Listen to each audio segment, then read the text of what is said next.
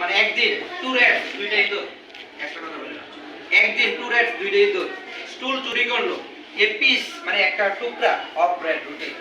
মানে একদিন দুইটা ইঁদুর একটা রুটির টুকরা চুরি করলো যে ট্রায়ার তারা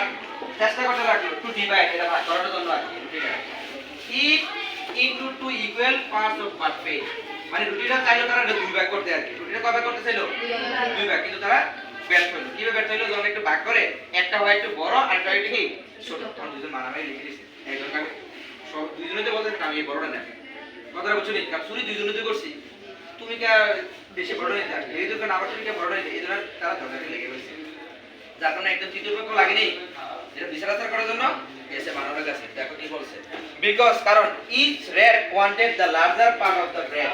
কিন্তু প্রত্যেকটা মানে যখনই ভাগ করে তখন একটু বড় অংশ চেয়েছিল মানে প্রত্যেকটা নিজের ইচ্ছা ছিল কি মানে অর্থাৎ বড় অংশটা কিনে নিত আর কি they even for that they even তারা ইভেন